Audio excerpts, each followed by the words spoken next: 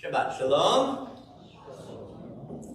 So I was reminded recently of a scene that, if I just describe it, it sounds really quite unremarkable. The scene was a young 17-year-old man who had just won a jiu-jitsu world championship and was invited to come up and get his medal. And at that moment, the national anthem of his country starts playing.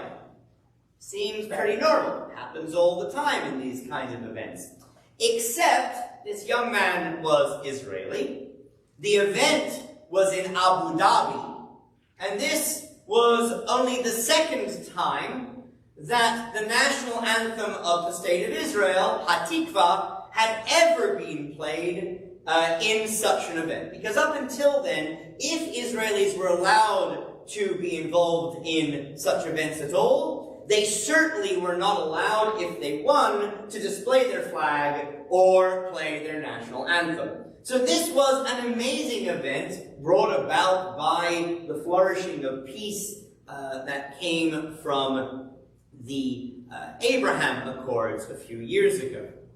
I'm thinking about that, and as I've been doing a series about prayers, I thought that, in a sense, a national anthem is a prayer of sorts.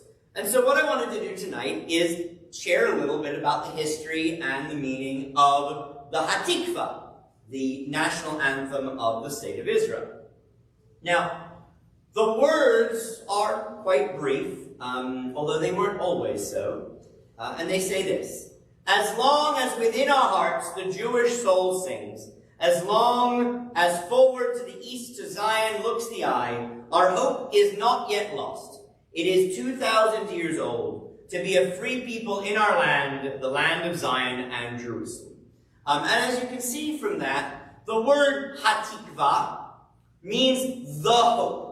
And the entire idea of this national anthem was to look towards the hope of the State of Israel, which is the first important and interesting thing to note about it. Looking at the history of this national anthem, it's actually quite odd to find that, unlike most national anthems, this anthem existed before the creation of the state to which it is the anthem. The American national anthem didn't actually become the national anthem until quite a bit after, and I think wasn't written until at least 20 years after the establishment of the United States.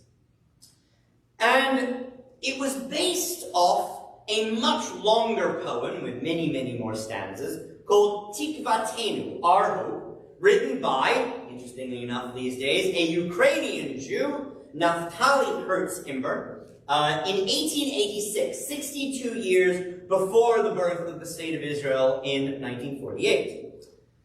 And there's a certain irony in the fact that Imber wrote this stirring song of hope, or this stirring poem of hope, because by all accounts, his life was far from hopeful. It was challenging, an itinerant, an unhappy life. In many ways, he was a broken man. The tune itself is even more mysterious. It's unclear where it came from exactly. We know it was put to music by Samuel Cohen in 1888, who was a Jewish immigrant from Bessarabia, and borrowed a tune from the neighboring Moldova, which may have come from an older Italian tune. Who knows? We don't know. But it got put to music. And it's interesting that while we now think of it as obvious that Hatikvah is the national anthem of Israel, it actually was not immediately obvious that it would be so. There was, at the outset, a lot of competition and quite a bit of controversy. The religious Zionists didn't like it because, if you notice, it doesn't mention God. The labor Zionists didn't like it because it wasn't socialist enough, or at all. The Arab Israelis, which, by the way, are 20% of the Israeli population have some problems with the fact that it talks about the yearning of the Jewish soul, and they wonder where their place is in that. In fact, Theodor Herzl, the father of Zionism, actually really didn't like it at all. Apparently, his major issue with it was that he had a problem with the aforementioned challenging life of Naftali Herz Imber, who he referred to euphemistically as a vagabond. And he was so bothered by the idea that the anthem of the Zionist Congress should come from such a problematic man that he tried many times to have various international competitions to find a new tune, but none of them stuck. And the moment that apparently it was clear that whatever he wanted, this had become the tune of the Zionist movement was in 1903, when there was a vote for what was known as the Uganda Plan. For those of you who don't know, there was a big debate in the Zionist movement over the question of, did the state for the Jews have to be in Israel, our national homeland, or did we just need anywhere where we could go and be safe? And there was an offer to go to Uganda. And a vote was taken, and it won. But the people who were very bothered about the idea that no, a land of Israel has to be in, Israel, essentially staged a protest and filibustered the vote by standing there and singing Hatikvah until people gave up and changed the vote. And from that point on, the tune took on all kinds of meaning. We know that there are multiple occasions and multiple stories where Hatikvah was sung in the death camps and the labor camps and the concentration camps in the Holocaust by people singing it defiantly.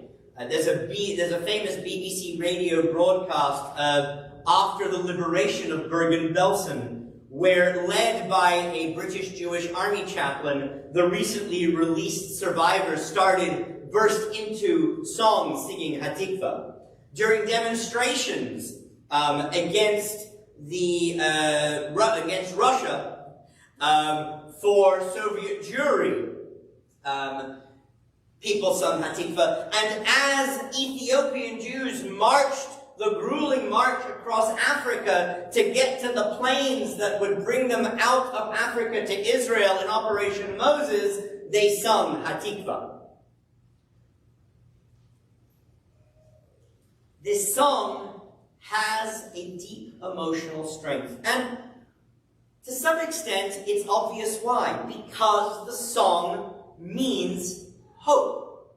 And that hope represents in many ways the story of the Jewish people, always hoping, always thinking about a better tomorrow.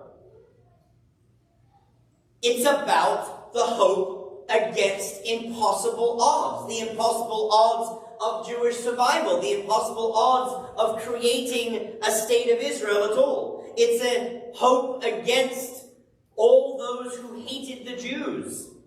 It's hope against the darkness that engulfed the world in the Holocaust. It's hope against the inevitable feeling that is so often the case in Jewish communities that our best times are behind us, and hope against concerns about a Jewish future.